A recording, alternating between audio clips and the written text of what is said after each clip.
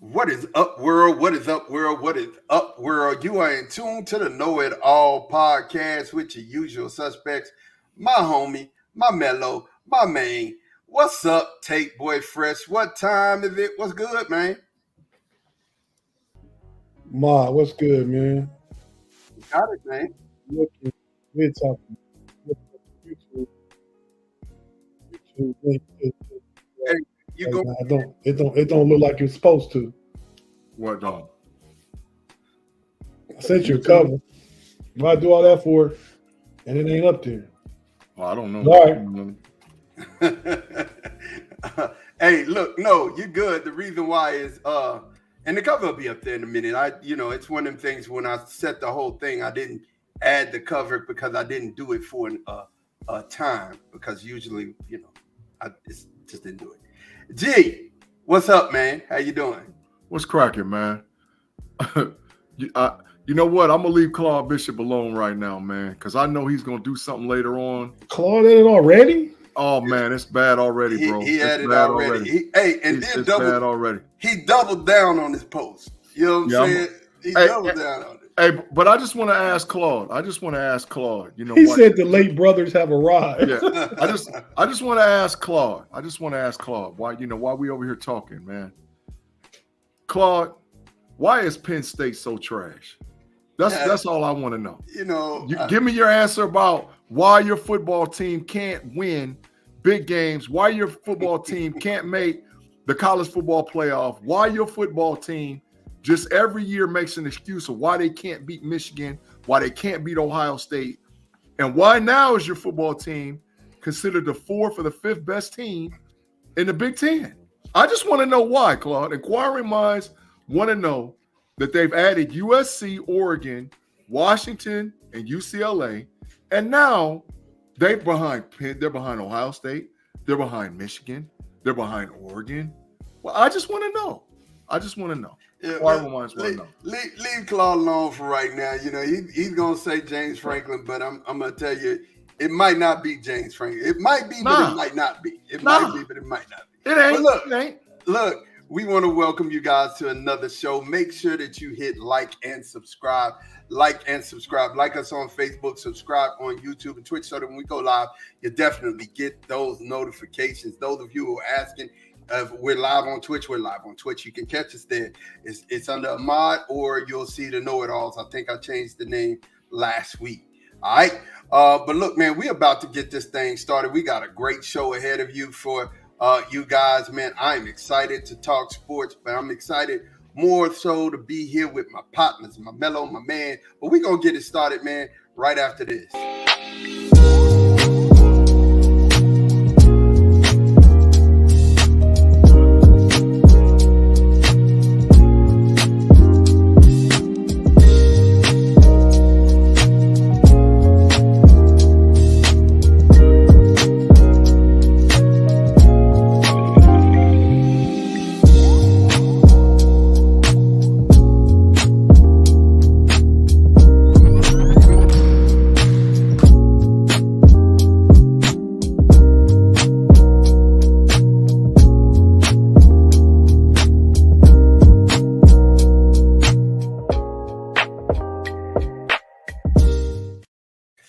And we are back, man. We are back. The chat is alive and popping. What is up, man? B Dirt is in here, man. I'm ignoring you, Claude. I mean, really, I think you picked this show to be ignored. This is going to be your ignore me show. Don't ignore Claude, because Claude got a lot of answering to do. And I he didn't blame James Franklin already, but Joe Paterno's record against Ohio State was 8-14, and that's your GOAT. So how come it is that Penn State can't beat Ohio State? I just want to know. I don't know. Thomas Riley, what is going on? TR, what's good, man? It's another Sunday. Sunday Fun Day. Push the like button. Absolutely, of course. Man, we're about to get it in and get it going. Listen, first and foremost, man,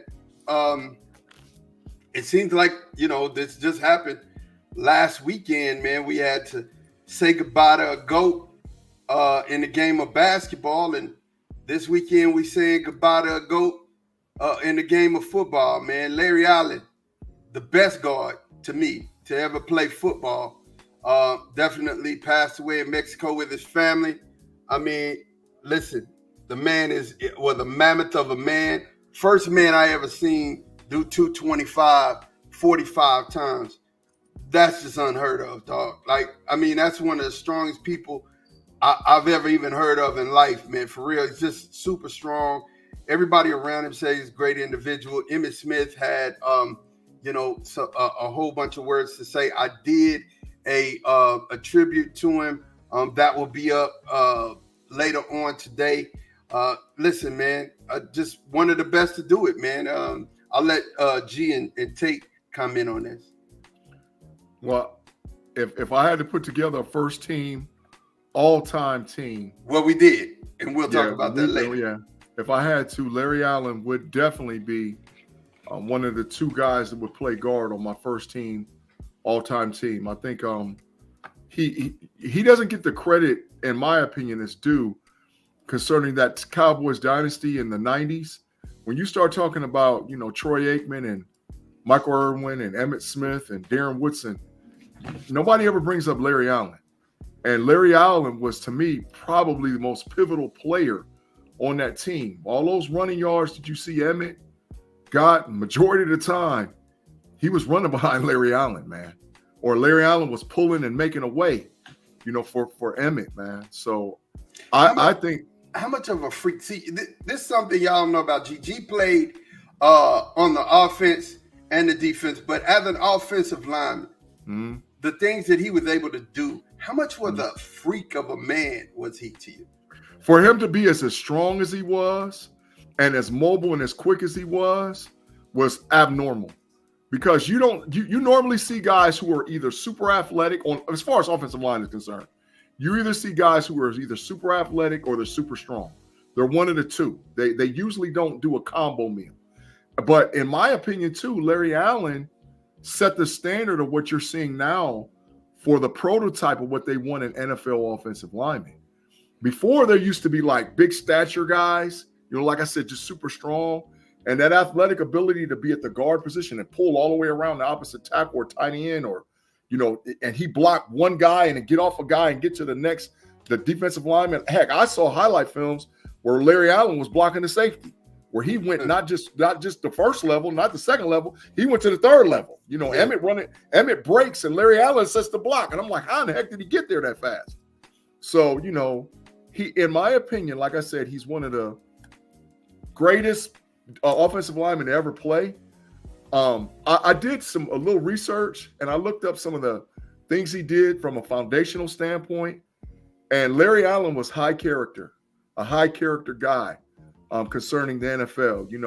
We have one currently in Pittsburgh by the name of Cam Hayward that is a high character guy. He loves his community. He loves what he can do for kids and all whatever else. Larry Allen was doing that thing back in the 90s, man. So, rest in heaven, Larry. All the condolences to your family. And we're missing a great one at an early age, 52 years young, man. So wasn't old at all. Yeah. So, we're missing Larry for sure.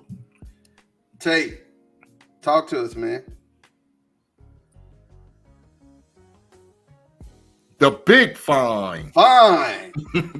the big fine. I can't even find. It's been so long since I had to put up the sign. Go ahead. True. Mm-hmm. Real quick, Big G, can you see? Right. No, I can't see it. Cash App, Venmo, I see it. Oh, I know what that is. That's from Pay. That's from Pay. Yeah, they trash. They lost the series again. But back to Larry Allen, man. Yeah. He was one of the best guards of all time. He's a beast. I mean, like Ma said, his strength, his athleticism. And I always liked him. I liked Dallas line back then when they had Stefanowski and Larry Allen and the homie Eric Williams. Eric Williams had a lot of homies, a lot of friends that went to Central State and went to school, was going to school. But at the same time, Eric Williams came out and went to Dallas, I believe, in the third round. Which is quiet as kept. That's probably the linchpin of our line, but go ahead. Eric Williams? Yes. Yeah, I can see that. One of the most important. One of the most important pieces. I don't think Emmitt Smith would be where he is if it wasn't for that line. Yeah, big facts. Big facts. But nah, man, Larry Allen, one of the greats. It's ironically when we get to talking about our all-time offenses, he's not one of my guards. Oh wow! Not that he's. Oh, you'll see who I got, Big G. And I looked at the numbers, and his statistics and numbers of the guy I got is comparable, if not a little better than Larry Allen, as far as accolades and stuff. Just don't have the Super Bowls. A lot of guys get credits for Super Bowls, and that's and deservedly so. But yeah, man, Larry Allen's a good one, good guy. I mean, I think about it, man. 52. I had a the cuz Sweet Tea. Yeah. His brother-in-law passed away on vacation in Mexico around Thanksgiving last year. Wow. Of I believe a heart attack. So same thing. Ace was about 57. RIH to Ace and RIH to Larry Allen, man. The good going young, man. You know how it is, how they say it sometimes. So yeah, sad story to hear, but he definitely will be remembered for the man that he was, and definitely by a lot more people for the football player that he was. Facts. Absolutely, man. I'm just, like I said, I want to make sure that we give homage to him. A great man, a great football player. G brought some of the accolades and things that he did for the Dallas community out, and I appreciate that, man. Dre Tibbs, what's good, man? How you doing? Definitely. Is that the homie Dre Tibbs in the building? Dre Tibbs, a comment on Facebook. He said he's an amazing player, even though he was on Dallas. A great player. Is a great player. R.I.P. from Steeler fan. I was gonna say, if I remember, Dre is Steeler fan, but he just said it already. Yeah, absolutely. I mean, I hear it. It's hard. It's hard to hate on greatness, man. It's hard. It really. I mean, when you start talking about all-time greats and all-time whatever, it's hard to hate on greatness, man. It's hard to. And Larry Allen, regardless of who you play for, it's hard to hate on greatness. It's hard to. We're just gonna switch gears just a little, but while we're here, we might as well talk about it. Our all-time football teams, and since I'm first right here, I'm gonna go ahead and lay it out, man. The best quarterback to ever do this thing to me. He don't have the most Super Bowls, but man, Joe Montana was surgical, bro. He was surgical with that West Coast offense. He was hard to be stopped. He took my heart out, with the drive down there at the Cowboys, and I still, I wasn't alive, but I remember seeing, or maybe I was just a baby, but I remember seeing the recast and watching that game, and I was like, man, that would have been another Super Bowl. Of what? Of the drive. The catch. The catch. The White Clark. Yeah, the White Clark. That was January 81. Okay, so I was really young. But I do remember seeing the recast and the recast. You wasn't that young. I was 6 years old. Hey, man, I know how old you are. Okay, you said really young, like you were 2. I was 6 years old. Pay last saw the Chicago Bears win the Super Bowl when he didn't see it. He was 4 months old. For his whole life, he don't know nothing about it. You can remember that. I remember the Super Bowl shuffle. I do remember that. But then we got Jim Brown, who I think, could have been, the running back or the fullback. But I think he's the best fullback. Best fullback to ever play the game, man. Barry Sanders, uncomparable. I don't think there's nobody better. I mean, this man could disappear in the phone booth. That's crazy. Jerry Rice at my first wide receiver, Calvin Johnson at my starting other wide receiver, and just my slot. If we added another wide receiver over the tight end, my slot would be Tim Brown. Electric. Yeah, and you're gonna say biased because he's from Dallas, Texas, but okay, whatever. Tim Brown, I remember seeing him in camp when they came down here to St. Andrews, and they practiced here, and the Cowboys were practicing. I met him. He's a cool dude. I really, I should have got an autograph. We didn't have pictures back then. I would have took a picture. I was mad about that. Claude Bishop questioning your Tim Brown, Maud. What? He questioned. Just keep going. Go through your list. Oh, but he over there questioning. Yep. This guy. Travis Kelce. I think Travis is one of the best tight ends I've ever seen with my own. I wrestled with Rob. Gronkowski, because Gronk is a monster. But I just think Travis is better. Tyron Smith at right tackle. Generational talent when he was That's healthy. some bias. That's bias. Now that's the one I'm gonna call bias on. That's bias. Nah, USC monster coming out of college, and he held on to it. He will be a first ballot Hall of Famer as soon as he's eligible. First ballot. Tell no lies. Steve Wisnowski, the Raiders, played for the Raiders. Great guard there. Jason Kelsey at center. I think he's, retired. I would never say bias, even though he's Philadelphia Eagle. When he retired, and he just retired, he will be a first ballot Hall of Famer. And of course, the late great Larry Allen at guard, and then Anthony Munoz, best tackle to ever play the game. That's me. That's my list. Let's talk about it. Let's see. Tate, you're in the middle. Give it to me, man. Talk to me. Give me your list. My list. Okay. Thought we wanted to talk about your list. And live chat, go ahead and say who got the best list, because I already see that it's mine. No, big trash. Get up, go ahead, bro. Go ahead. But we all know Tom Brady is the GOAT, so he's my QB. I mean, if I was going second, I like Joe Montana too. You can't disrespect that. You got to respect it. But I go John Elway. I just like the way he. Thanks, Claude. Thank you, Claude. Bias. Why Claude be biased for me? I'm gonna get to it. I'm gonna let you a chance to do your list. Hey man, so then my running back. I feel like this is the only questionable position I might have. Just because Walter Payton is right up there with Jim Brown and Barry Sanders as a great. But then I picked Eric Dickerson, which you could say he's top 5, top 6, but he was one of my favorite players all time. We share a birthday. And if he hit that off tackle, he gone, standing straight up. Proud of Sealy, Texas, man. That boy there was SMU. He's part of that Pony Express. Yeah, man. Was a beast. We all got Jerry Rice. I think we all probably acknowledge Jerry Rice is the best receiver of all time. And then I got 2 and 3 behind Jerry Rice. Randy Moss and Terrell Owens would definitely make Tim Brown look questionable. And Marvin Harrison Sr. too, even though Marvin Harrison Sr. is better than Tim Brown. Then for tight end, I got the Gronk. And I think Mod is right. Travis Kelce is probably the best receiving tight end all ever. But we got to run the ball sometime too. I need somebody that can come play in line and throw some blocks too. So, I like Gronk for that reason. My right tackle, Willie Roaf. Just look at it. I think like 11 Pro Bowls between the Saints and the Chiefs. Bruce Matthews is arguably the greatest offensive guard of all time. Bruce up there, bro. Look at the numbers. Not going to get into it.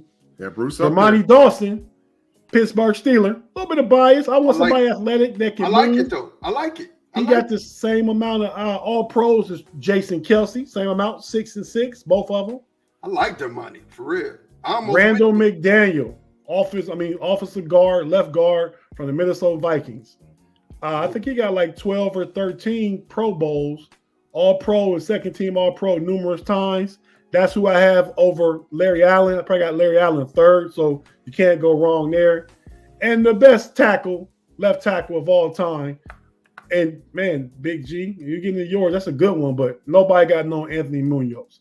As Tim said in the live chat, best tackle of all time. I would have to agree with you, Tim. I don't agree with you on a lot, bro, but I agree with you on that. Yeah. Hey, Tate, look what Claude said about my list. Look what Claude said. I'm gonna tell you something. Look what he said. I got it. He said the big trash. Yeah.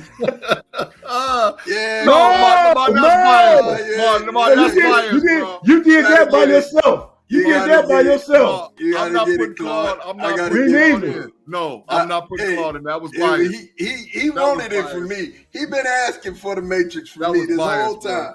No way. I'm not putting He didn't deserve that, Mike, because you got some questionable picks on your list. Man, I'm not putting him in. Not putting him in. Claude, you got to get out of jail free. Jim Brown, Tyron Smith.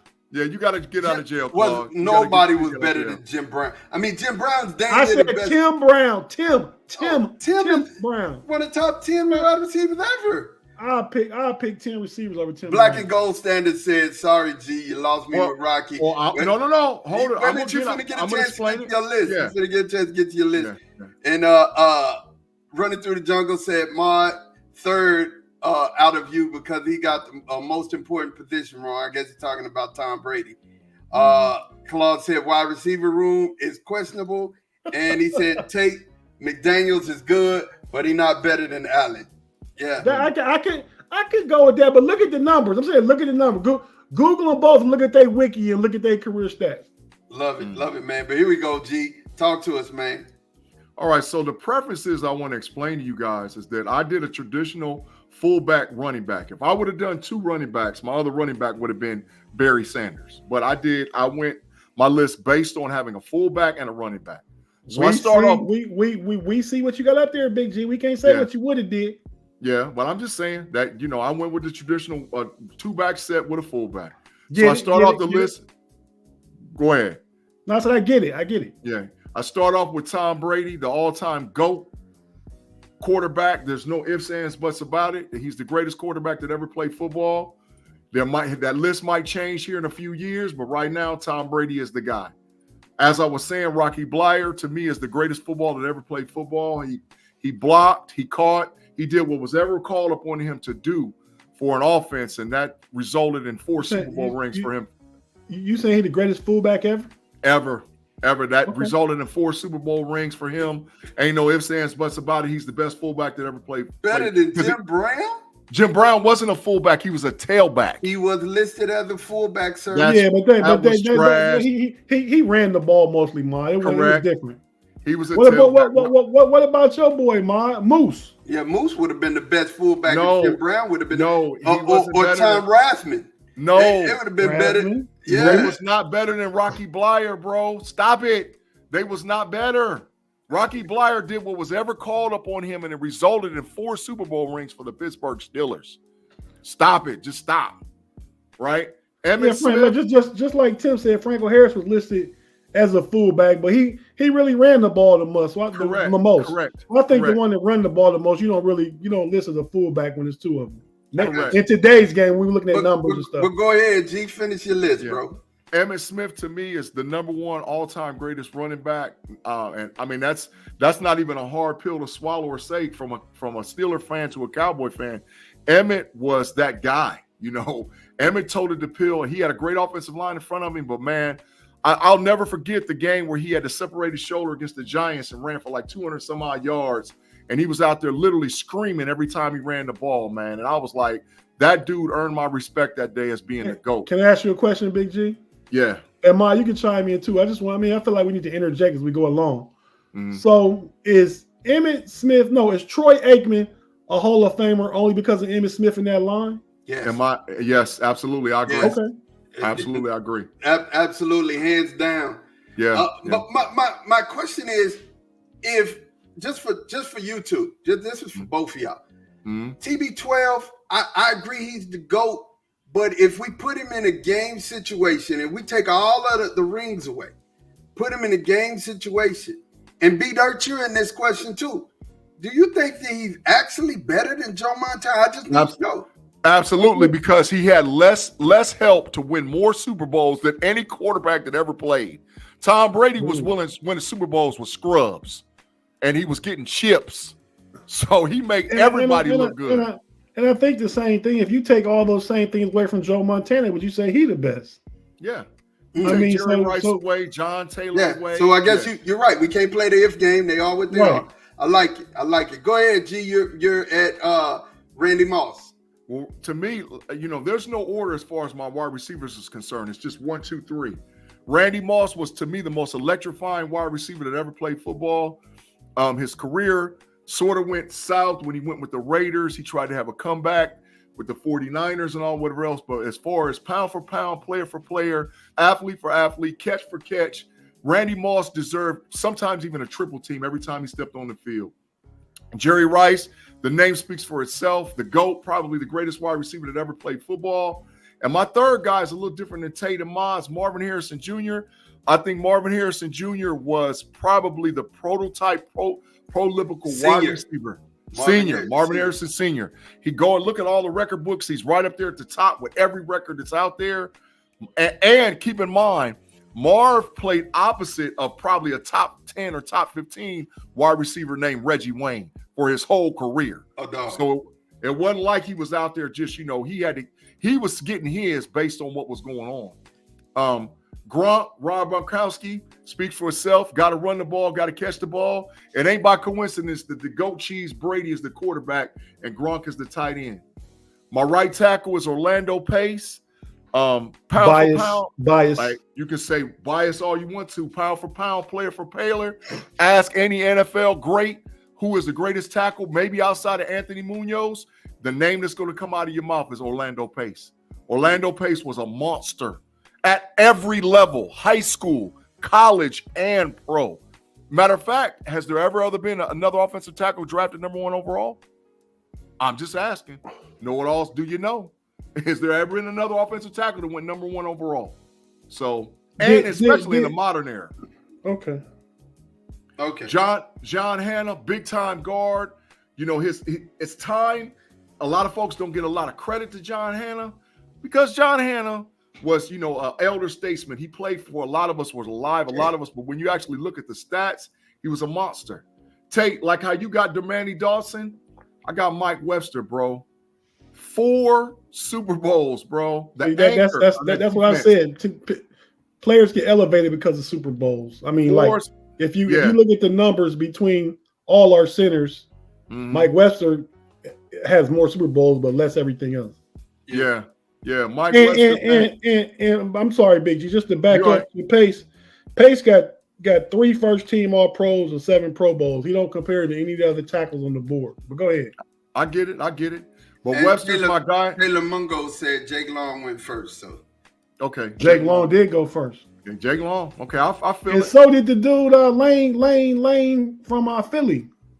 Lane Johnson. Yeah, Lane Johnson was first overall. No, are you sure? Positive. Got you. I'll take your word for it. But Mike Webster, and I'm gonna tell y'all something, Steeler fans that's out there listening to us and rocking with us. We got our new Mike Webster. His name is Zachary Frazier. So get used to it. And you might hear in a few years be talking about Zach Frazier is up there in the same conversation with the Dermanny Dawsons and the Mike Websters, because we got a new one right there for sure. Larry Allen, like I said, Lane Johnson was number 1. I'm sorry, he was number 4. Number 4, yeah. So you got Jake Long and Orlando Pace. All right. So Larry Allen, we already explained. I went into it. I think that he was one of the first guys I seen with the size, strength, and ability to go 2 and 3 levels without a shadow of a doubt. And the reason why I don't have Anthony Munoz on the list, I have Joe Thomas, is Joe Thomas played on a horrible team for his entire career. He never missed a game. He was first team All-Pro every single freaking year. So I love Anthony Munoz. I don't think he was a scrub player. I'm not calling him trash. I think he was up there. But when you play for so many seasons like Joe Thomas played, they never was a contender. They really was never in playoff ranking. And he never missed a game. Come on, man. Come on, bro. And he was first team All-Pro almost every year. Come on, bro. Let me deal with it. Eric Fisher. Eric, that's what I'm trying to think of. That's what I'm trying to think of. Tackle for the Chiefs. He went first. Let's see. I'm trying to get all of them. I give them to you. Was Tony Mandarich? He might have been picked second. No, he was second overall out of Michigan State University. We'll see. Jake Long, the tackle for Miami. Mm-hmm. So you got Jake Long and Orlando Pace. And Eric Fisher. Eric Fisher. We looking at it, man. I'm looking at the whole list right now, trying to make sure that I got it. And he's not in the modern era, but he's in 1968. Ron Yeri. I don't even know him, so yeah, absolutely. And then Orlando Pace. Yeah, absolutely. And let's see. Claude said I got the receivers right. Live chat. And that's best team. Go to yours truly. Thank you. No, man, I like your list. I like your list a lot. I like everybody's list. You're not wrong. Yeah. Mine just better. That's all I'm saying. Big E said he liked my list. He said Peterson in over Evan Smith. AD's a good one, but I don't know that I could put him over Emmett. I mean, you can't. I mean, Emmett got the most yards. What would AP have done if he was running behind that line? Ooh, the all-time record list would be untouchable. Yeah, just give him 10 years. He don't even need his whole career. Give him 10 years running behind that Cowboy line. Yeah, it would be unbreakable. It would be a record, just like LeBron James is making the scoring record unbreakable. We'll never see another guy. It's over. So, but AP behind that line, yeah. Thank you. That's why we came up with the name the KnoItAllZ, because between us all, we know it all. You know. Shout out to the number one chat general athlete in the building. Absolutely. Chat general. I like Big G's team.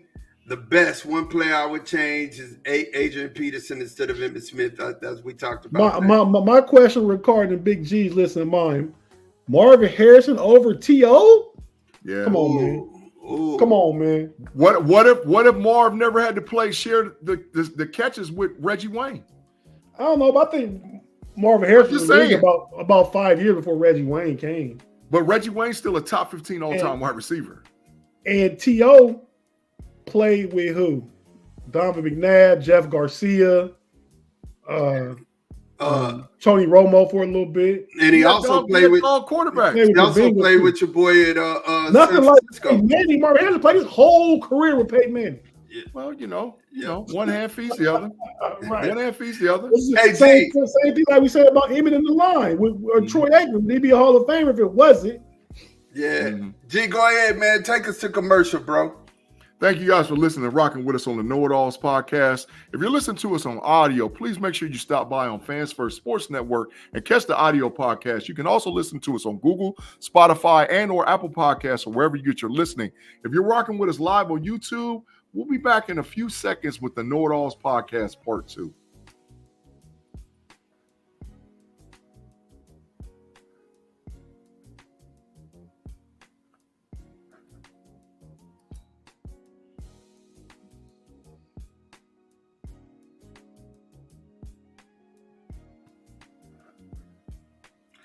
And we are back. Taylor Mungo, I like your comment, man. I almost put Larry in over Tim. But to me, I need somebody to take the top off of defense. And that's why, in the slot, I put Tim there. But hey, man, Larry is phenomenal at a wide receiver and still is probably top 5 all time ever to do it. I got a question to ask y'all. Go ahead. This is a serious question. With the ways that the rules have changed in the NFL over the last 2 years, do you think maybe in 5 or 10 years we'll still be talking about Jerry Rice and Tim Brown and Randy Moss as being the greats? Because some of these kids now, man, are going to shatter every record that's out there. No, I do. I think that even with the changes in the game and these youngsters coming up behind them, there's going to be some great youngsters. I know that. There's always going to be some great youngsters, but the way that Jerry Rice played the game and how explosive and electric he was and uncheckable, it's just, I don't think there'll never be another Jerry Rice. And I'm sorry, Claude. Calvin Johnson, Megatron was one of the best ever. I don't understand go ahead, Tate. Go ahead. I think you can only determine it and measure it by errors. Mm-hmm. What era you played in. If you dominate an era, your era, that's all you can do. You one of the greats right there. Mm-hmm. You know what I mean? The numbers, I mean, it's a passing league now. They changed the rules. You can't be as physical with the wide receiver. You can't clobber the quarterback. Much stuff. It's like, it's like 7-on-7 out there most of the time. Man. It really is. It really is. So to go back in the day and do what Jerry Rice did during his time, you know what I mean? Mm-hmm. I don't think that's comparable, matchable. Yeah, I get it. That makes sense. The same thing. We probably won't see a running back do what Eric Dickerson AP did. Then it's gonna be tough for a boy to get 2,000 yards even with 17 games. And OJ did it in 14. Facts. So you can only look at the errors and measure the greatness of a player athlete for the era in which they played if they dominated it. Agree. I like that take. Listen. Get some BTC. All right, get some BTC. All right. Look, thank you for your comment. Thank you for rocking with us. First time I done seen you. Jerry and Randy forever. I love it. Taylor Mungo said Jerry's longevity will be hard to match. Agreed. That's true too. Agreed. That's facts. Claude, thank you. Thank you so very much. Do I say Larry? That's close. That's close. I can't. I was about to say it's hard because both Megatron ran a 4.3 at 6'4", and his catch radius was ridiculous. And I done seen 7 people hanging off Megatron. He's still catching. Oh, that's close. Larry Fitzgerald and Megatron. That's super close. That's like they like 5 and 6, fight for 5 and 6. Yeah. To me. Yeah. I agree. Dre Tibbs commented on Facebook and said he thinks that my list was the best, but they were all great, Dre. They were all great lists. If you gonna be humble, if you gotta vote for best list, bump your chest, Big G. Because you don't get number one list a lot. Talk your stuff. You know what I'm saying? Talk your stuff. I'm just gonna put the sign up, man, and let the sign speak for itself. Big facts. That's bro. good. Big so facts, you can right? smile behind behind the sign. I like it. I like it. Hey, Thomas Riley said the Steelers are one of the reasons why the rule changes in defense during the 70s. The Mel Blunt rule, and you're right. Mel Blunt would beat you up.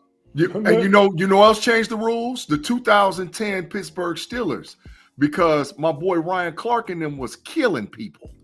Ryan Clark and Debo, they was killing people. But Philadelphia Eagles had a secondary that was clobbering folks too with Brian Dawkins. Not like Palomouille. No, Palomouille was crazy. You know what I'm saying? Man, you got to see a highlight reel of Ryan Clark's hits when he played for the Steelers, man. I have. Ryan Clark was crazy. It's a wonder he ain't got CTE. That boy there was just. But Mel Blunt he was a ragdoll receivers. Yeah. It wasn't even bump and run. It was bump and throw them jokers down. Yeah, it was. Hey, who was worse, Tatum or Blunt? Oh God, Jack Tatum was just as bad. Tatum was dangerous. Jack Tatum was. I'm gonna say Blunt. Look, Blunt was just bigger than Blunt was like 6'3", 215 back then. He was what Tomlin called him? Avatar back then. He the original Avatar. Yeah, the original. Yeah, big facts. Big facts. Yeah. Thomas said, good chance Tyreek is on y'all's list in 5 years. Could be. It could be. But we're gonna switch gears, man. We're gonna switch gears. Definitely, we had a list come out, and it's the Olympic list, as my grandmama say, Olympics. It's the Olympics list for women's basketball. Big news is that Caitlyn Clark was left off of it. I just got to tell you guys, man, seriously, here's where the Caitlyn Clark noise is going to have to stop. Okay? It's going to have to stop here. Caitlyn Clark she's going to be the face of the WNBA. She's bringing acclaim to the WNBA. She's bringing money to the WNBA. Right. But she is not, and I do repeat, is not the best player in the WNBA.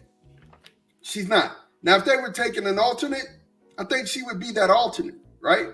But, I mean, there was some bigger snubs to me than Caitlyn Clark. Ariel Atkins from the Mystics. You know what I'm saying? Skylar Diggs. She was, Brittany Griner didn't make it. Brittany Griner made it. Brittany Griner did make it. She made the squad? Okay. Wait. I got it right here. Kalea Cooper, Nafahessa Collier. Oh, that's the list. You want me to read the list? I got the list in front of me. Oh, okay. Chelsea Gray, Los Angeles Aces, Brittany Griner.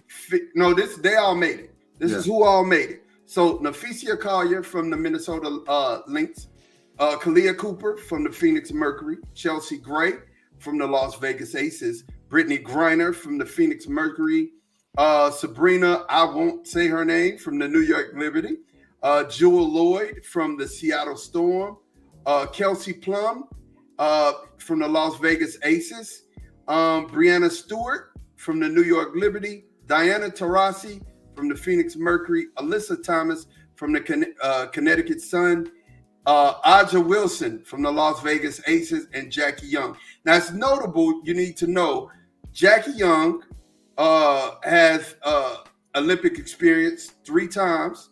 Aja Wilson once. Diana Taurasi, she's 41, but she has Olympic experience 1, 2, 3, 4, 5, 6 years. Brianna Stewart has 2 years of Olympic experience. Jewel Lloyd has a year. Brittany Griner has 2 years. Chelsea Gray has a year, and Nafisia Collier has a year.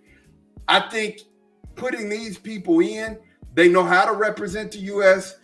They're likely the best players in the WNBA, and I think they're going to bring home the gold.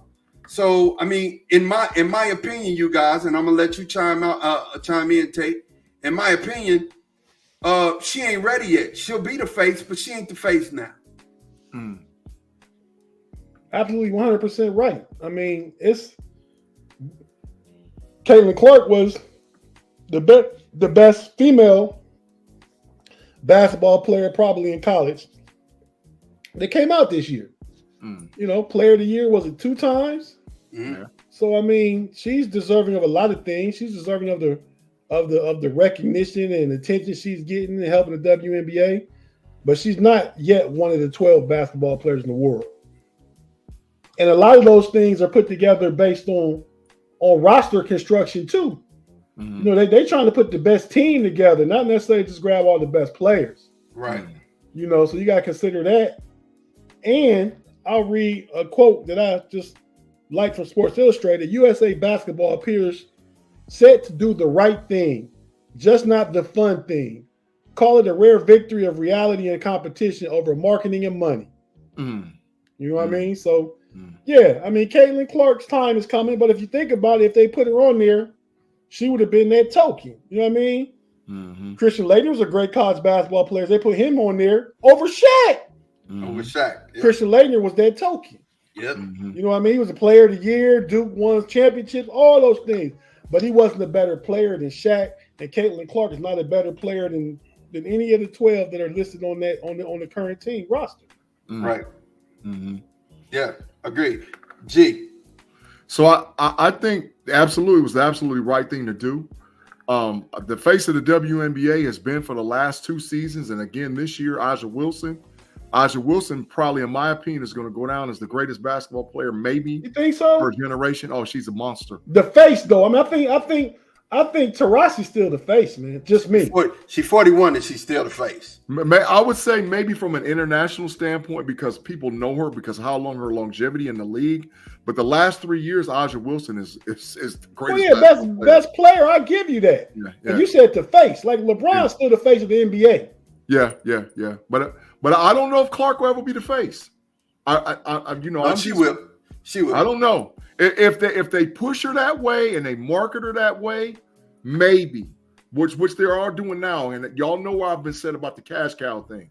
But I don't. In order to be the face, you have to be great, right? I don't think she's a top 20 WNBA player right now. I don't think she is. Hey, let me tell you something. Them 7 threes she hit the other night, deep, off catch and shoot, and that's her just barely starting to learn the league. She coming. But this the thing, bro. This the thing, and I keep saying this. You know, there's a bigger reason, in my opinion, why she's not on that Olympic team. More than anything, the girls didn't want to play with her. She hasn't earned the respect of the players in the WNBA yet. That's why there's this whole controversy and it's polarizing. And that's part of not ready. Yeah, we both said not ready. She's not ready. She ain't under respect. She's not ready. So we'll see if she does. Now, she had a good night the other night. Heck yeah, she is 7 threes. But, bro, that you got to bring that noise every night consistently. The only player ever coming out of college that should have made an Olympic team was Shaq. The only player ever. That's saying a lot, Tate. Ever. There's nobody else that was on Shaq's level. Since they went 92 to the Dream Team and taking pros, what college player coming out should have made the Dream Team? Nobody. Ooh. I don't care what you think. So it's 96, 2000, 2004. 96, no, LeBron would have missed it. LeBron would have missed it. LeBron was 2003. Yeah, he would have missed it. So he wouldn't have been able. But LeBron, right out of high school, could have made the Olympic team. Right out of high school, he could have made. He wouldn't have been ready either, though. I don't agree. Yeah, agree. Yeah, I think he would. I think he would. I'll agree with that. LeBron was playing at that competition. Was LeBron in the 2014? Was he? I don't think so. I think he was on the 2004 Olympic team. I think he was. Because this will be, if he goes, this will be like his 4th trip, right? Tate gonna research it, but LeBron was ready to ride. I think Bron was ready. I think LeBron was ready right out of high school. Let's talk about this comment. Juju Watkins. He was on it, but they got a bronze medal that year too. Yeah, that's when they were out there acting a fool, just party. Yeah. But yeah, Juju Watkins will be a dog. I think she's one of the ones that's coming to the WNBA. If she stays all 4 years, she'll break all Caitlyn Clark's records. Oh, absolutely, but she won't. She'll break them all. She won't. She's gonna. I think she'll come out early and she'll be ready. I don't know that NIL money gonna be good. She can make more in college than she can in the WNBA. That's big facts, Tate. That's big facts, Tate. It is real good. That is. She can make $2 and $3 million a year. That is big facts. Yeah, that is big facts. Well, we're gonna switch gears, man, and of course we got to get back to the NBA Finals. The Dallas Mavericks versus the Boston Celtics. It was a good game for a minute, and then at the end it just kind of got blew open. I have some. It was never a good game. It was never a good game. It was down 29 in the first half. It was a good never game. a good game. It was 29. That's bias. Can I say what I'm about to say? Just tell me when it was good. Let me tell you why I said it was a good game. Dallas didn't play a great game. It was a good game to me because, I saw the Celtics do some things that I was wondering if they could do, first and foremost. The second thing is seeing Porzingis come back and do what he did. It was just a hot 20, but it was a hot 20. That was more. It was 20.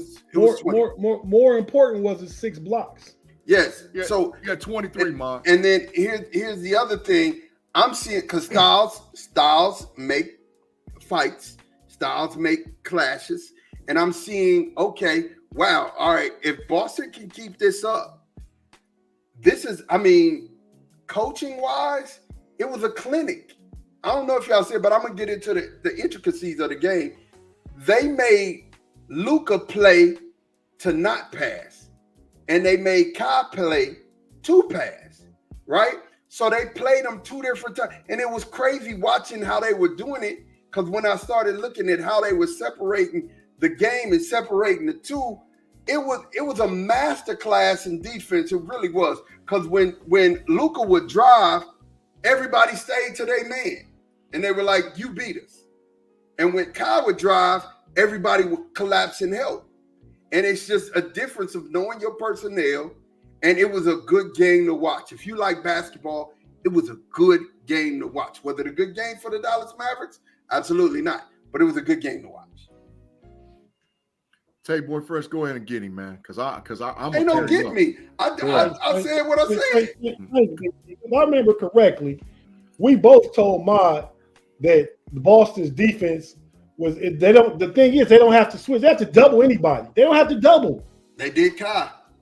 They either have Derek White, Drew Holiday, or Jaylen Brown that's guarding Luka or Kyrie the entire game. If you watch when Kyrie drove, they collapsed and they gave him the pass. They want him to pass. He was 6 of 19 from the field. He shot 19 times. I don't know what he averaged, so he shot 19 times. 12 points, 19 shots. 6 of 19. Mm-hmm. And Luka was 12 of 30. Not good. Can I ask you a question about what I just said? Who's the better scorer who's the most natural scorer out of the two? Luka and Kyrie? Luka. Luka's the natural scorer.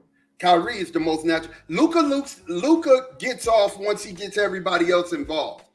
Kyrie just can get off by himself. Luka can get off by himself. He can't. How you average 34 points for a season and can't get off by yourself? Because he has the highest usage rate in the NBA. So he has the ball all the time. Big facts. So that means you can get off by yourself. That's why you got the ball all the time. Big facts. You also told us last week that Derek Lively and Gafford was going to eat Horford and Porzingis up.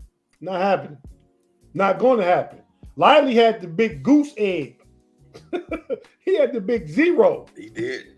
Big facts. Like I said, because they don't have to double. So that pick and roll is not even a thing. You know what I mean? And if they do pick, like I told there last week, Boston's defense is smart enough after watching the previous series with them drop coverage was killing everybody. Boston gonna double the ball handler in the pick and roll. They're not gonna worry about the rolling. Mm-hmm. And it worked because Lively got 0. Know what Gafford had? He might have about 6. He had 8 points. 8. He had 8 points. Yeah. Yeah, Ma. So you lose right there almost with every matchup. Yeah, and like I said, Thomas said defensive master class is right. Mavs had 0 lob dunks and 1 corner 3. Absolutely. The reason why they didn't have any lob dunks or corner 3s is because when Luka went to the hole, they stuck to their man. They said Luka. Because they can man up. That's what I've been saying. They don't have to double team. Tate, they don't have to, but they double team Kai. Go back. I'm not just making this up. I don't if you watch the game, they double teamed Kai and made him give up the rock. Because they know without a shadow of a doubt, Luka loves to go to the hole, throw the ball back out to get wide open threes. That's what he loves to do. And once everybody else starts getting off, now you got people are sticking to their man, and Luka will go and do what he does. I mean, people are crashing down, and Luka will go do what he do. Listen, I told you they played on Thursday. We talked on Monday. Mm-hmm. I told you that Tatum, Brown, White, and Holiday, they're going to run 2 of them at Luka. They're going to run 2 of them at Kyrie. Two of them, each one can guard somebody, not a double. Right, not a double. They're going to run 2 of them. And I told you on the defensive end, they ain't going to be able to hide Luka. They're going to expose Luka. And what was happening was they was hunting Luka. Whatever Luka had, they would run the switch and get Luka one-on-one with whoever had the ball. Jaylen Brown, Tatum, Porzingis, they all ate Luka up. And that's what's going to happen again tonight. They have entirely too much guard play to stop and Al Horford and Kristaps Porzingis, Luka can't shake neither one of them. He can't shake them. The only time Luka was getting his shots is when they put Pritchard and the other forward dude in the game. He wasn't getting his shots on Brown. He wasn't getting his shots on Tatum. He wasn't getting his shots on Holiday. He wasn't getting his shots. Thank you, Thomas. Because it's too much defense. Hey, Big G, can I say this too? Another thing that on offense, Porzingis and Horford, I mean, they kind of neutralized Gafford and Lively. Them guys want to be in the paint and block. Both Porzingis and Horford can go out to the 3-point line. Now they got to come out there and guard their man. That opens up the lane for Tatum and Brown. And Holiday just gonna get a body. He gonna get a body every time and back somebody down, old school Mark Jackson style. Yeah, it's too much, man. The matchups don't work, man. We tried to tell you. Dallas tonight. Yeah, Dallas was built to beat a lot of teams in the West, but they were not built to beat the Boston Celtics. They have entirely too many guys, bro. I said Dallas in 6. I mean Dallas in 6, and I say it with my chest. Luka held up. You realize Drew Holiday might be the 5th best player on that team, right? Luka held up on defense, though. That wasn't the problem. Mavs offense. How did he hold up on defense? He was absolutely. I mean, he did hold up on defense. I mean, literally. And they switched. They hunted Luka. Look, go back and watch the game because I've already watched the game twice. Wherever Luka had, they hunted him. They switched to make Luka get on him. And that's why the Boston Celtics had 7 guys that had double figures because they hunted Luka on the switch. Nah, that's not. They're gonna hunt him again. Nobody was using Luka like that. Don't say that. Yes, he was getting killed. Listen, Luka was out there getting mopped. PJ Washington had 14 points. Derrick Jones had 5 points. Gafford had 8. Luka had 30. Kyrie had 12. And then Jaden Hardy had 13. Right. Here's my thing. I do not fit, and this is the reason why I feel like Dallas in 6, right? It's gonna go Dallas will either win it in 6 or it's gonna go 7, and then Boston will win it at home. It might be over in 5, man. No, it could be sweet. Here's the reason why I say that. Kids gonna make adjustments tonight. Kids gonna make adjustments tonight, and Dallas will win a close game tonight. I'll tell you how it's gonna go. Bet quarter time right now. Oh, bet quarter time on tonight's game right now. Bet quarter time right now. Bet quarter time on tonight. Bet quarter time right now. Well, bet it right now. You know, bet it. At this point, bet you got some corner time to do. So that ain't got nothing to do. That ain't got nothing between me and Tate. That ain't got nothing to do with me and you. That's true. That's I'm betting you. Hey, either take the bet or just stop talking about it. Yeah, I'm betting you. Let me finish what I'm saying. Jason Kidd will make the adjustments tonight. And I guarantee you'll see a different Dallas Mavericks team. And the other thing is, if you pay attention to the game, like I said to you, you'll understand what I'm saying. That they're gonna have to either Luka is gonna have to hit everything, and if they keep playing them the same way they played them the other night, Luka's gonna have to hit everything. And at that point, they'll make the adjustment and they'll start coming off their man, and then Luka can get other people involved. Hey, Big G. Yeah. I heard all that talking. You know what you did though? Yeah. You know what you did, Big G? What's that? Look. You pulled that card. Sure did. You pulled that card. Bet the quarter time. Bet it. Actually, I put up 30 minutes that Boston whooped they behind tonight.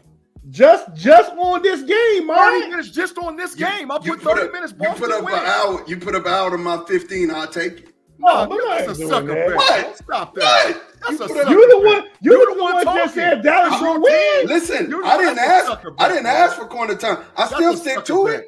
I stick to it. I pulled his card. You know it. No risk. He ain't pulled his card all day. No risk. Yeah, I pulled his card. Wow. You just over there talking. You know that Boston gonna mop down tonight. Hey, look. You don't want to back it up, Ma. You just talking. Yeah. Bet the corner. Charlie Brown. I ain't got to back it up. I said what I said. It's here. It means nothing if you ain't willing to put nothing up behind your beliefs. Exactly. Hey, they're gonna lose. Why does it?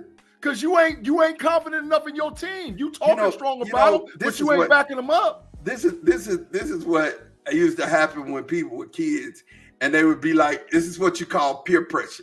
I don't fold to that. I'm my own man. I'm my own man. Because you know tonight. Where my son at? You know what I do know? The Mavericks is cooked. You know what I do know is that we're gonna win this game tonight. How about bet that? it? Bet the Mavericks 15 minutes. win. I don't have to bet it if I say I won it. You know what I'm saying? I said it. It is what you know what? It kind of make it a boring take. I mean, Skip and Shannon used to bet Mountain Dews. Keyshawn and Skip bet dinners. You don't even want to put no little corner time. I got corner time up on stuff already. You know what I'm saying? I got corner time. You're gonna have a lot of losing coming up too. Oh my God! You're gonna have a lot of losing coming up. Hey, but look here, man. G, close us out the first part of our show.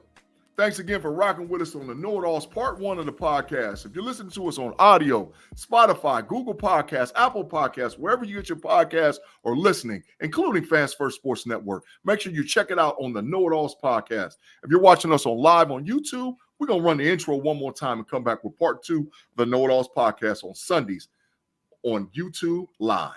You heard?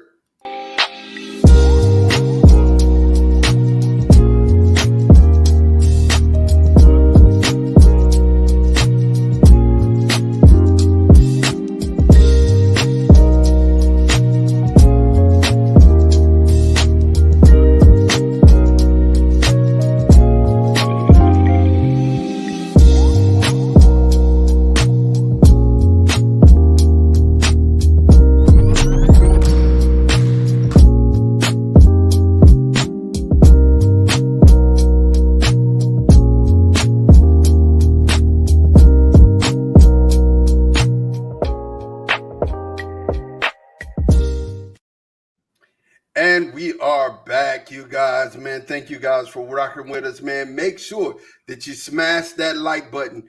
Big G, tell them to hit the algorithm, man. Make sure you smash the like buttons. Like us on YouTube, like us on Twitch, like us on Instagram. On X, which used to be Twitter, and Facebook, man. Wherever you got us at, definitely make sure you hit that, smash that like button. Mon, yes, Claude, sir. Get another get out of jail free card from me for putting up the last comment, Claude. Put it up there, Mon. Claude, you get a get out of jail free card from me, bro. That's a big get out of jail. Tell him, Claude. Yeah, don't be scared. Don't be scared, Mon. Tell him, Claude. I love it. I love it. I love it. Claude, I love it. One get out of jail free. So Mon already put you in the matrix. You got one earned from me. I think Tate got you one too. So yeah, no, it's gonna be hard for you. I mean, a lot of times Claude be keeping it 100, man. Sometimes he just get a little carried away, kind of like you, Big G. I mean, you mean good, but you just get carried away. Sometimes when you're going good, you just go too far off the ledge. But yeah, Claude, all good. Hey man, so the Paul Tyson fight has been postponed because of ulcers. I don't know if I think. Do you? Here's the question. Do you guys think that it's done lost a little bit of its luster? Yeah. Now that it's been put off and it's been a fight, do you think it's gonna have the audience that it would have had it happen here in a couple of days? Talk to me, G. How do you feel about it being postponed? Absolutely, and I got a conspiracy behind it, or a bias behind it, or whatever you want to call it. Mike wasn't gonna take the dive, bro. They say he had the ulcers. They say they helped him out on the plane. They pushed the thing back and all whatever else. Nah, bro. Mike wasn't going to take that dive. They got to do some more convincing for Mike to make him go in there and take that dive. Mike was going to get up in there and punish that boy. I mean, like he was going to do, y'all ever seen the movie Rocky IV, where Ivan Drago and Apollo Creed was supposed to do the exhibition fight? That's what was gearing to happen. Mike would have been standing over the top of Jake Paul talking about if he dies, he dies. Wow. He was going to punish that boy. And the talking heads, the money, Las Vegas and all whatever else couldn't convince him to take the dive. So they came up with this. All of a sudden, he got some ulcer issues and ulcer problems. And why not just cancel it then, G? I mean, because if they cancel it, everybody lose. But if they fight, they still get a chance to make the bread. The issue is they ain't did enough convincing to Mike to make him go in there and actually give up the fight. And if Mike that be the case, go in and punish that boy. If that be the case, do you think they're gonna ever be able to convince him? I don't think so. Mike's not built like that. The right influence and the right amount of money, or maybe the right who got influence. And if I got dirt on you and I know this about you and that about you, that'll make you do some strange things. So Mike, they just ain't got either the right dollar sign ain't right, or they ain't got the right set of information. But I promise you, if they would have fought in a few days, Mike Tyson was going to knock that boy into the next century. It was over. It was over, bro. Tate boy Fresh, talk to me, man. Let me know how you feeling about that. I really don't care, man. I mean, I was gonna watch the fight because it was a fight, and I got a streaming service where I can get stuff, and so I was gonna just put it on and watch it. But I don't care. I mean, I think it was a real fight. Mike Tyson would win, wouldn't be no question at all. No. Even at 57 years old, Mike Tyson would win. They trying to gas this thing up, make it seem like it's a competition, take it down in 2 minutes, use bigger gloves, all that stuff, man. They need to keep it. If there's a sanctioned boxing match, they need to go ahead and just use regular boxing rules. Tyson will win in there and been done with him by a round and a half at the most. At the most, round and a half. Just like back in the day, just like you remember Tyson 89 going in, taking people out. The first pay-per-view fight I ever bought with my own money, Mike Tyson versus Michael Spinks. Man, I spent like $39.95 for that fight back in 1988. $39.95? $39.95. Sound like a discount now, but to a 14, 15-year-old back then, that was big bread. And Mike went in and took that joker out in 90 seconds, man. Come on, that's what Mike was doing back then, man. Yeah, Thomas said if they let Tommy Fury fight Jake Paul for real and beat him, they're not asking Mike to take a dive. No way. The Black and Gold Standard said Mike saw the reality that he's 58 years old, but he's still gonna fight. He was going to destroy that boy. Mike is 58, but Mike can make that 90 seconds worth of work. Is what I'm saying. Yeah. They want it to last a little longer. They got a script to it. You know what I mean? And I'm not sure if Mike will win because of the script. I know if they just the script. I know if they just let it go, sanction true fight. Bye, Jake Paul. Mike would push that boy up in the corner. And he ain't gonna let him out, dog. And he gonna see all them Evander Holyfield flashbacks, all the stuff that I'm telling you, bro. All that penitentiary stuff, mindset, and everything that comes out of Mike is gonna come up out of him, bro. He gonna think about Robin Givens taking that bread from him. All his pain and punishment. And all the things he gonna do some strange things to Jake. That boy say, "Don't make me change you, Jake. Don't make me change." That's what he gonna tell him. Don't make me change you, bro. Don't make me change you, because I'm about to change you for real, bro. My God! He gonna push him up in that corner, and it's gonna get ugly. He said, "Jake's gonna get ugly, bro." They go Claude with another good regular comment. Yep, he said Jake hadn't fought anybody like Mike. And Claude said, "You guys are funny." Tate said, Thomas Riley said, "Tate, I remember that ain't Thomas Riley. That's Black Street." Okay, we gotta get this correct because Tate said Black Street was somebody else. We gonna make T. Riley because Black Street. All right, so that's Black Street. All right, so Tate, I remember that fight. I went to put popcorn in the microwave, and the fight was over. I was so mad. And the bread was gone. The bread was gone. That's man, you can't. But you was wrong right there, Black Street, though, man, because you can't get a Mike Tyson fight and leave the room at the beginning of the fight. You can't. No. I found that out early. Mike will make it. Hey, he's canceling Christmas as soon as he get in the ring. There's so much rage that he fought with. I'm gonna tell you, if we're talking about pound for pound, hardest punch, it might have been Mike Tyson. If George Foreman, Mike Tyson, it's a toss-up. You know what I'm saying? Ernie Shivers. Pound for pound, hardest punch? Yeah, pound for pound, hardest punch. Nah, dog. I got my guy. Tate, you got a guy outside of Mike? I got a guy. Hardest puncher. Yeah. Even him or George Foreman, I can't see anybody else. We talking, pound for pound. Pound for pound. Oh. Tate, I got a guy. Go ahead, man. I can't think of one. Marvelous Marvin Hagler. Pound for pound. You took me there. Woo! No. Same weight division, same time. Tommy Hitman Hearns. The Hitman. Woo! Oh God, yeah. Yeah. Tommy Hitman was a dog. He was a dog.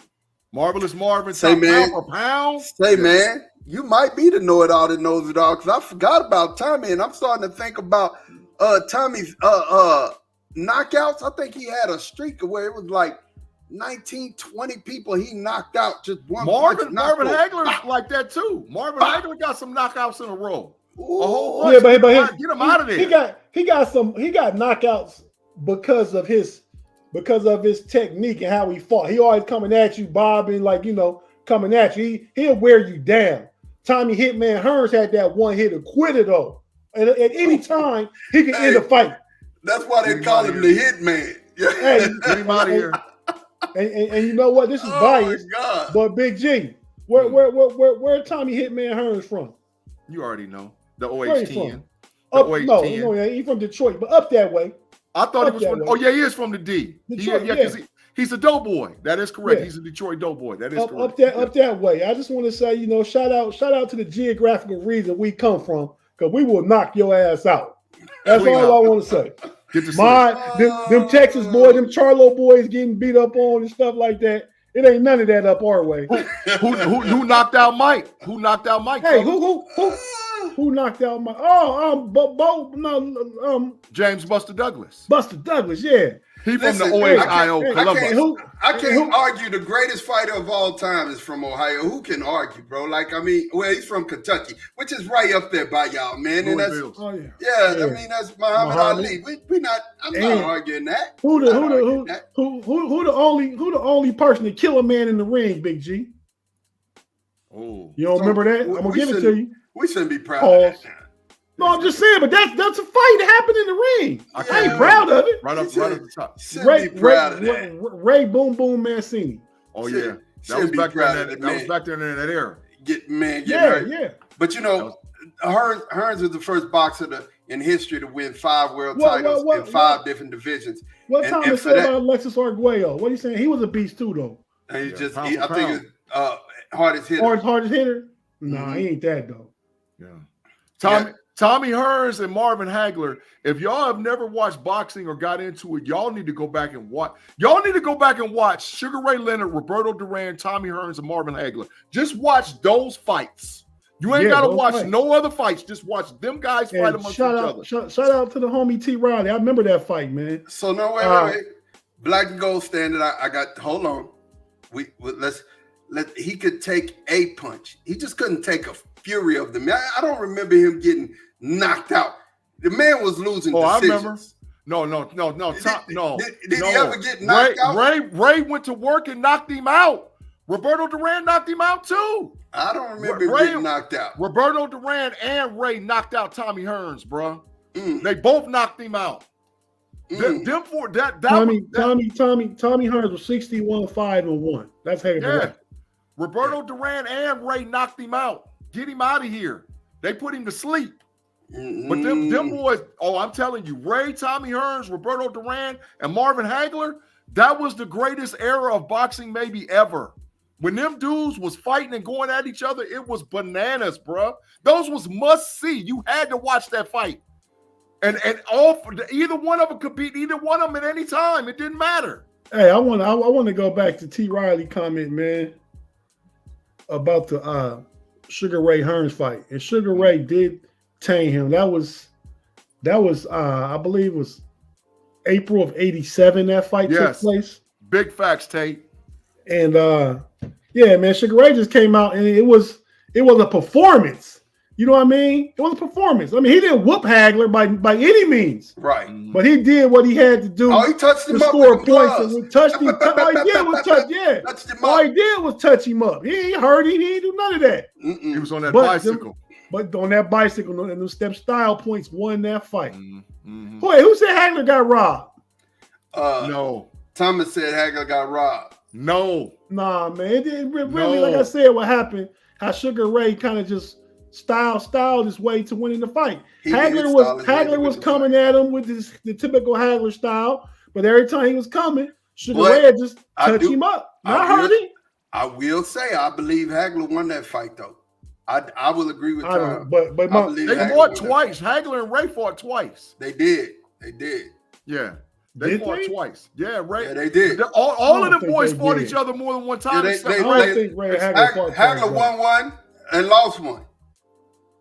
Marvelous Marvin Hagler and Ray fought one time. That's the only two. That's what I'm saying. That's correct. One time. I thought they were 1-1 against each other. But all the rest of them fought each other more than one time. They fought Ray and Hagler fought each other once, and then all the rest of them fought each other more than one time. Roberto Duran and Tommy Hearns. In their one and only fight, Leonard was given an unjust split decision win.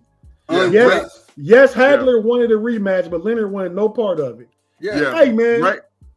And shortly after that fight, I had a fight in junior high at West Big-G. I ain't gonna say the man's name on the air, but you don't remember. You don't remember. Don't go guess no names, man.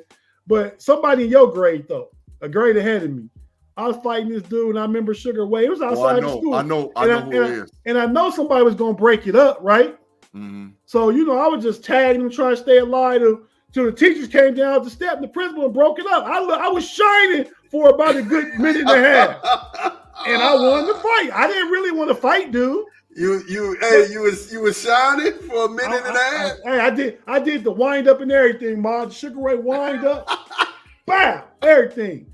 But Tate, I text you the name. Tell me if I'm right or wrong. Oh my God! Since we ain't gonna have a personal live here, we ain't gonna out him. Am I right or wrong? Oh bro? No, that you beat him up.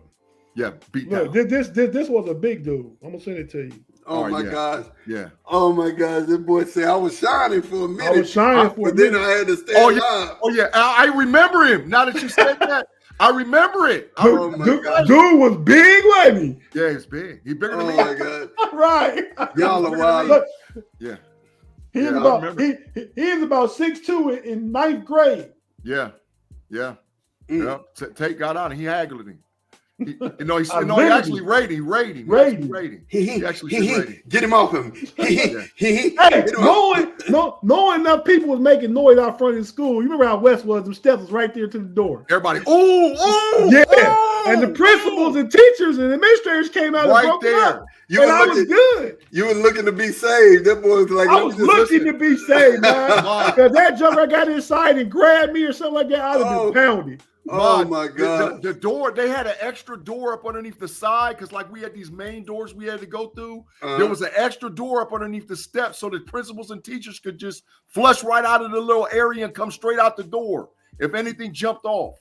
So it was a lot of noise, and we used to all have to congregate because they wouldn't let us into school unless you went and ate breakfast. So it was one of the mornings, dog, where there's a whole bunch of us standing up there in the front, and there was some ooh-wop-see-you going on. Oh some wow. ooh-wop-see-you. Yeah, I remember. I remember the homie Corey Holland body slammed somebody, and while he was doing it, said "Slam of the year." Boom. Unbelievable. I hate to out this or bring this up, and I hope these guys ain't listening. But Hey man, keep names. The fight of the century. I'm gonna tell it. The century. Wait, let's see if I can guess it. Mm-hmm.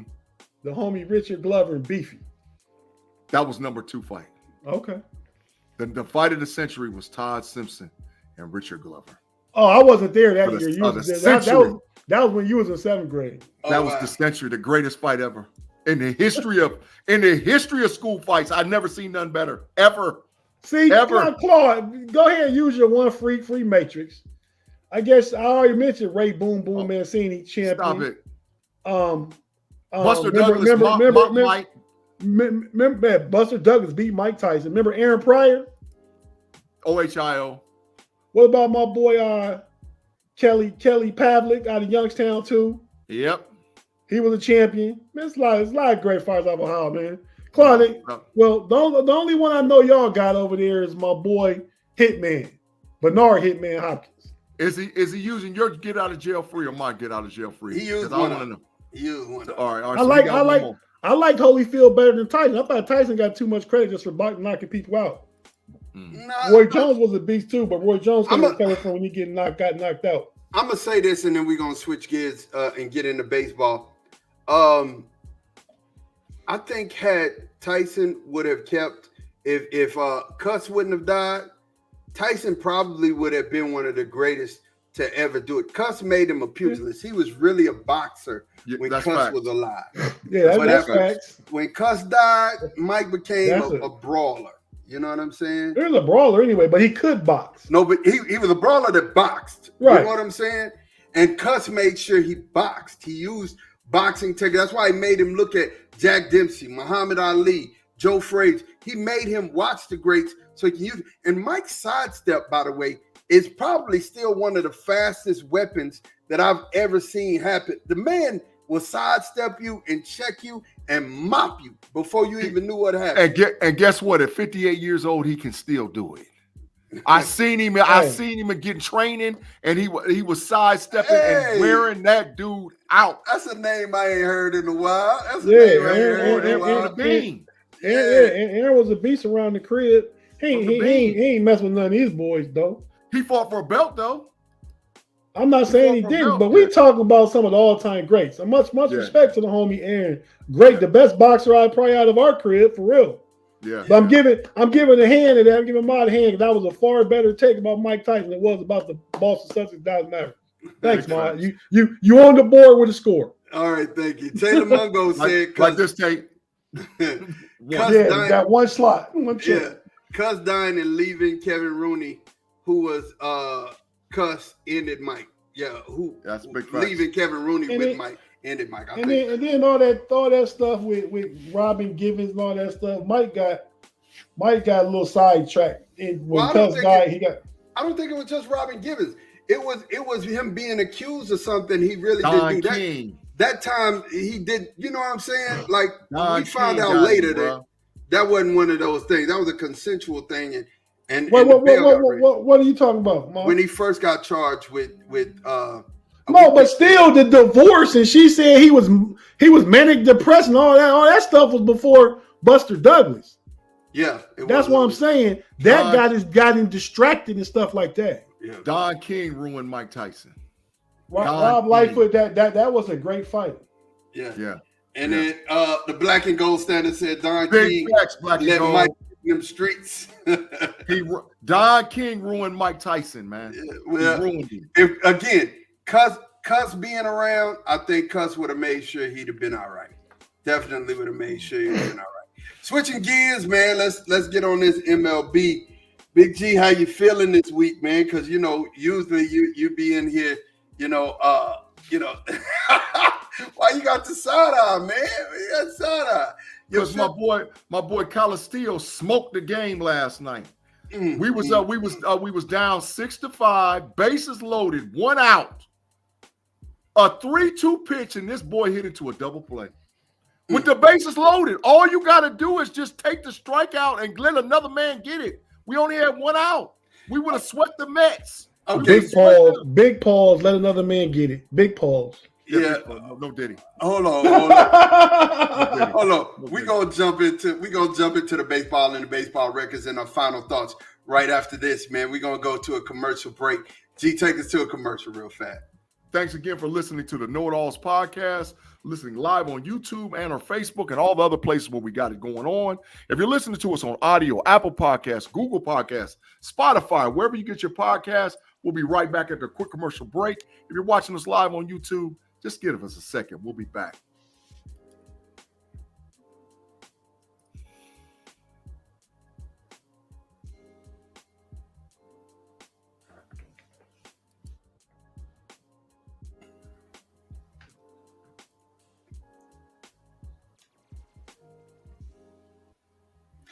And we're back. Gee, your Phillies, man, they are 45-20. My Braves are 35-28. Trash. Nationals, that trash. Come on, G. The Nationals are 30-35. The Reds are making don't call it a comeback. I've been here for years. The Reds are six games behind the Brewers. The Brewers are 38-27. The Reds are 32-34. They're second in their division. Tate, how you feeling about this, man? I feel good, man. We lost a 4-2 game today to the Cubs, man, but the 4-game series this weekend, we won 3 out of 4. The series before that against the Rockies, swept them. Series before that, we won 2 out of 3 against the Cubs. We were 30-20 at one point. Well, y'all are 8-2 in your last 10 games, bro. Right, because we won 7 straight. Like I said, we were 20-30 at one point, so we're 12-4 out of our last 16 games. We keep putting up things like that. And today, Montrose, our starting pitcher, was just off. He gave up 3 runs, walked 3 people in the first inning, gave up 3 runs in the first inning and 1 run in the second. And the game ended 4-2. So he got pulled after 1 in the third. That's how bad he was. He got pulled after 1 in the third. So, that's just one of them games where the pitching was off today, but we get back at it this week. I believe I'm looking to see who our next series is against. We play the Guardians. Yeah, Tuesday night. It's going to be tough. That's going to be a good series. Yeah, they come to Cincinnati for a couple, 2-3 game series. So we're ready to start this winning streak back up. But I really like where they're at. We still got a lot of guys come back from injury. And we're going to mess around and catch the Braves. Y'all 35-28? Yeah. That's only 4 games of lost column ahead of us. We can catch y'all. The Phillies might be way out there. I mean, that's dog. That's wishful thinking. That's wishful thinking. That's wishful thinking. I bet corner time right now that the Braves don't catch the Phillies. I bet corner time right now. That the Braves don't catch the Phillies? Yep, corner time, bet. I bet it right now that the Braves don't catch the Phillies. That 9 games back, bro. Like they ain't gonna catch us. Usually, I mean, we got a lot of games left to go, but I don't know that we will catch them. I won't bet that because I don't know that we will catch them, man. I don't know that we will catch them. Tate, I got that card twice. Yeah, but I wouldn't bet that one. I would have bet the other one's 1 game. Yeah. You talking about making up 9. Now that's the one I would ask you 15 minutes to your hour. I wanted to bet that on a one game that you say somebody gonna win. I understand the 9-game lead. I might not give you that. Mm-hmm. Yeah. Big G, do you still think that the Pirates won't win 50 games? They're gonna be the luckiest team in America to get 50 games. They garbage. 15 games, 20 games. They're gonna win 50 games, Big G.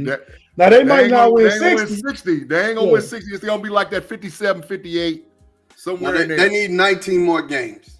Hey, man. To get 50? They got 31. Yeah. Oh, yeah. They might get 50. They're gonna get but 50. They ain't gonna get 60. But you know what? Somebody coordinating a trip sometime in early January for Penn State and the Pirates go to Cancun. Yeah. They all go fishing, Claude. A big trip, a big boat. They're gonna have a big boat and a big trip. They putting out there. They putting the trip together. They're going out on the yacht. Get the cooking. The Yankees are 45-21. Orioles are 42-22. Sox are 33. They're dead even 33-33. The Guardians are still 42-22, man. Guardians some dogs. The Guardians playing some ball. 39-27. The Royals. The Mariners 37-30. Thomas, your Rangers are 31-34. Man, I'm proud of the Rangers last year, but they got to come on with it, man. You got to tell me what's wrong with the Rangers sometime. Tell me what's going on. Lawrence Thompson, big fine. That's Tate. Lawrence Thompson said, just chimed in, Rod, BLK, and Yella. I'm trying to, okay, all right. Claude, wait, hey, I ain't never seen Lawrence. What's happening, Lawrence? Good to see you, bro. Yeah, what's popping? Claude, you said they'll be waiting on the Phillies. Put him in the Matrix, bro. Press 1 to prevent calls from this facility. Hey, what are you doing? Who is that? That's Tate.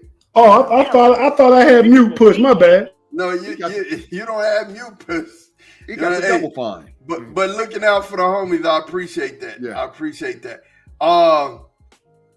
He said Big G keeps moving the goalposts. No, I'm not moving. They between 50 and 60. They garbage. That Phillies ain't gonna see no part of nothing. They are probably one of the top 5 worst baseball teams over the last 10 years in Major League Baseball. They horrible. Yeah, they're not going to get good. Thomas said the Rangers have a crazy number of injuries. That's big facts, Yeah, Thomas. so that's big facts. They do. That is true. That is true. No, Tate is actually Tate's actually taking I'm back. a real. You know, I can't. If y'all heard that, I can't call that person back. Yeah. Hey, Tate. Yeah. Tate. Claude, I don't think Mark gonna put it up there. I'm not gonna put it up there. Claude done tried to. Claude done took another one from you in the Matrix. Put him in the Matrix. I think you're gonna put him in the Matrix, Tate, with that one. Which one? He got so many comments. No, the last two. Last two. Yeah, he ain't gonna put it up there. But Claude, I think you got a Matrix trip waiting on you right here, bro. I can't save you. Who gonna be waiting on the Phillies to join them? No, that ain't the one. That ain't the one. Go down 2. Go down 2 comments. You got Thomas, and then after that. Not this year. No, that's all I see. That's the last one I got. Oh, okay. Well, I will tell you later. Yeah. But you know what? I'll put Claude in the Matrix 4 Tate. Put him in, Mark. Go ahead. Go ahead, put him in. Go ahead, put him in. Yeah, oh, Claude. Go ahead, put him in. Go ahead. Claude. Oh, Claude. I'm sorry, Claude. I'm sorry. Listen. All right, G, man. We're going to get to our parting shots, man. Let's go ahead and get to it, man. Before we get there, I honestly want to say, man, I thank everybody for just rocking with us and standing tall with us, man, and just supporting all of the shows that we have going and the shows like this. Look at it.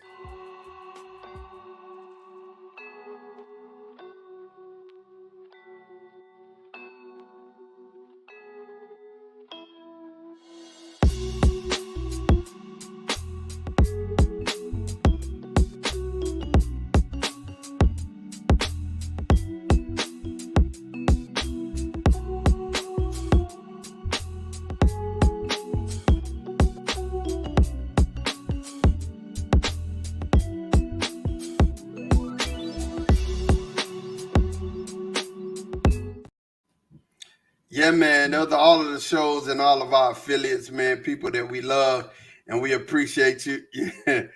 Never that tripping, bro. He said, I thought you guys were going to avoid me. Claude, let me tell you something. You family. You that uncle we love to see coming, but we know he's gonna do some crazy stuff.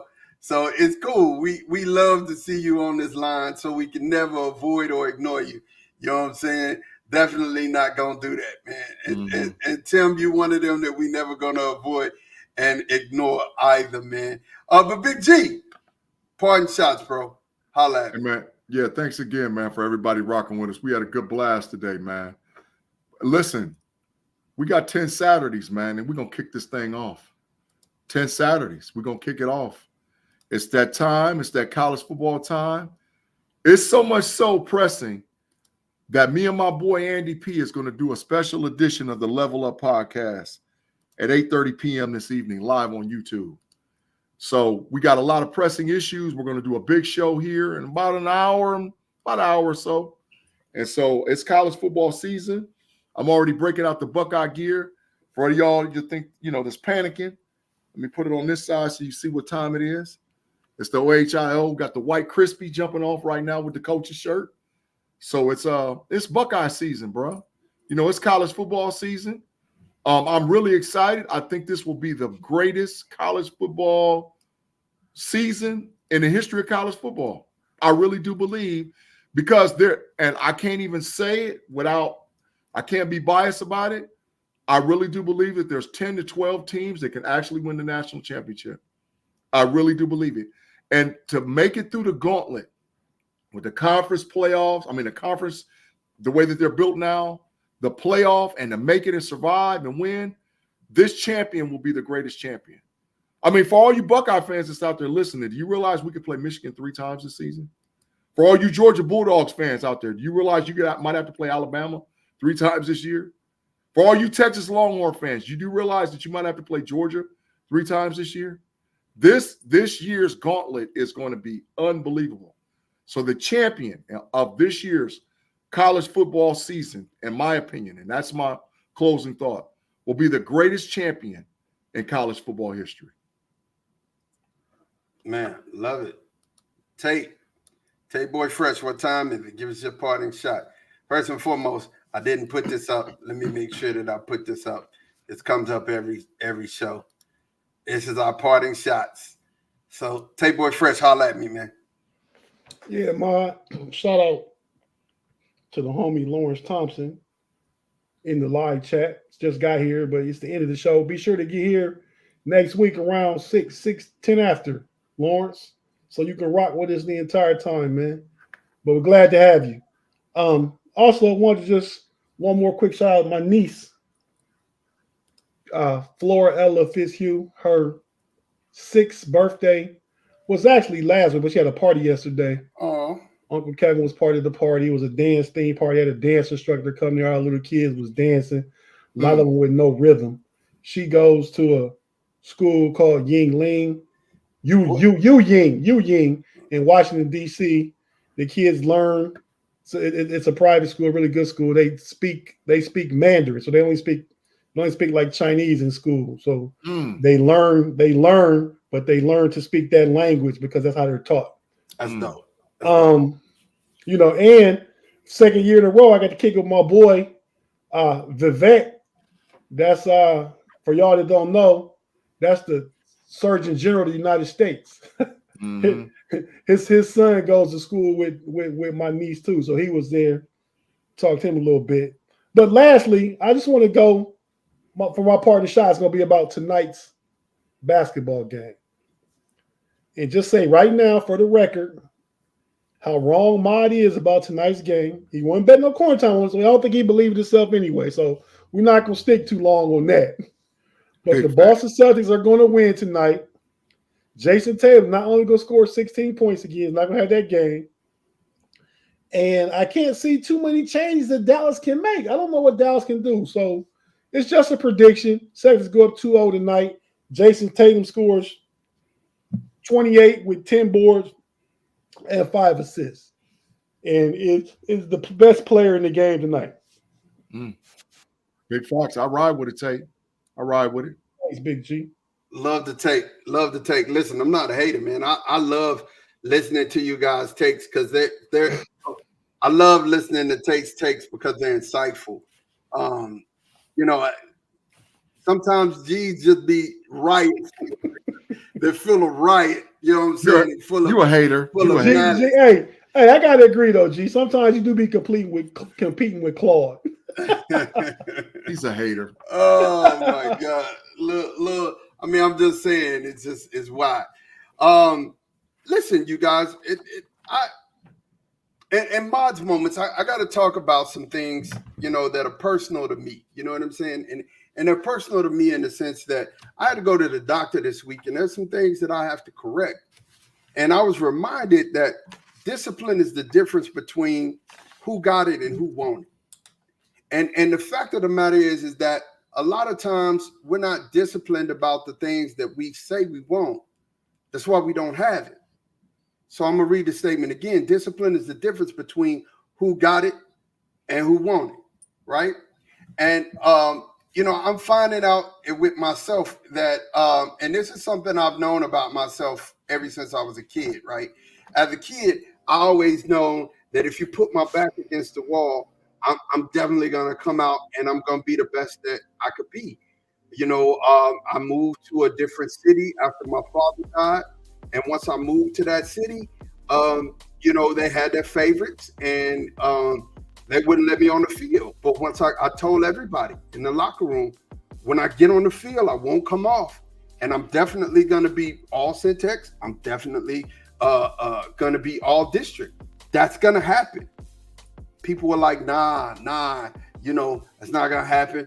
You're probably not even going to get on the field. I moved to a high school who had favorites. Believe it or not, grown men coaching sports have favorites. It is what it is. Tight end got hurt, but he happened to be the outside linebacker, defensive end in our scheme, and I was right behind him. So guess what? Guess who got in the game? I did. 4 sacks later, I didn't come off the field. The next game against Westlake, a powerhouse here in our city, guess what? 2 sacks later on the field. Next game, so on and so forth. Austin Reagan, who was ranked during that time, 3 sacks, 2 fumble recoveries, and 4 forced fumbles. I was just monstering because of the simple fact that, guess what? When you put my back against the wall, I'm my best. But doing that, you never realize how much you actually do something, which is really like sloughing. And there's another word that, you use for that. It's called procrastination. And procrastination is a thief of prosperity. When you put off something, assuming that you have time to get to it tomorrow, you actually do more harm to yourself than good. And people are always looking for the quick fix. And they're always looking for something to do that'll, help them lose weight fast, or looking for something to do to help them gain weight fast, or, trying to get into your summer gear. So you're trying to do everything you want to do, but you're trying to do it fast. And that's because you're putting off today, what you could do for tomorrow. You're putting off what you could do today for tomorrow. And that's hurting you. It's not helping you. There's a saying that it's the small foxes that spoil the vine. And literally what they mean when they're making these statements, it was in the book of Song of Solomon, but it was about love. And it's talking about how in love, the small things, the little things that you do in love that matter. And I just want to say it's the little things that you do in life that matter. It's the little things that you're doing in your everyday life. A lot of you guys out there, I know, are really good fathers, really good men, and you pay attention to the needs of everybody else. But when you going to take and pay attention to the needs of yourself? Self-care is a form of care that most of us don't do. We put off stuff for ourselves to go do for our children. We put off stuff for ourselves to go do for our family. We put off stuff for ourselves to go do for our friends, and we don't take care of ourselves. So at the end, we're looking at this situation with Larry Allen. You know what I'm saying? He's 52 years young, man. That's not old. That's young. You know what I'm saying? I'll still have a long life to live. But most of us men, we grind and we do for everybody else and don't care for ourselves. But I need for you to understand, discipline is for you, right? Paying attention to the small foxes. Reason why the small foxes or the rabbits, anything you want to put in there. Reason why that's so crucial is when they bite the vine, it kills the vine at the source, and everything else is unable to prosper. Now you've lost the farm and agriculture. You've lost some of your means to sustain your family. And it's the same thing in love. It's the same thing in life. If you don't pay attention to those little things and make little changes, because it's those little changes that are going to cause you to be successful. It's those little changes that are going to cause you to have long life. It's those little changes that are going to cause you to have a productive, great life. So don't be so caught up in looking at it's balance. Balance is a key to life. I need you to understand, balance is a key to life. And you got to have balance. I need to take care of my family, but at the same time, in order for me to take care of my family, I got to take care of me first. Why do you think in the airplane, when they tell you it's going down, put the oxygen, put the mask on yourself first? Why is that? Because if you don't have the energy to take care of you, you can't take care of nobody else. And that's an important lesson that you got to know. It's an important thing that you have to understand. Moving forward, I need for all you guys to know, it's the small foxes that destroy the vine. Pay attention to the small things. Do the small things in life so that way you can have a long-lasting life. Make sure you take care of yourself. Self-care means taking care of you too. This is Mars Moments, man. You guys got anything before we get out of here? I do. No. Two things real quick, man. When I get done listening to Mars Moments, I'm here. When I get done listening to Mars Moments, it's great, man.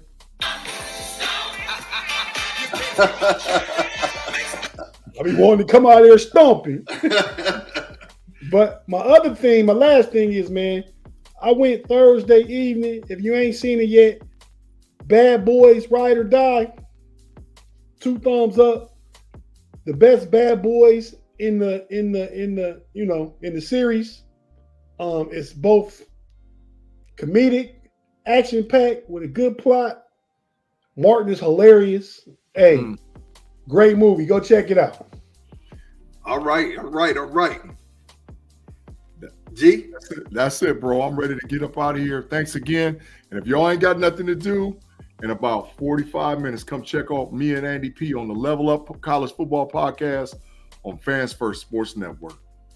All right, man. Again, thank you guys for rocking with us. Thank you for being with us here on the Know It All Podcast. Until next week, man. Same bad time, same bad channel. We'll holla. Peace.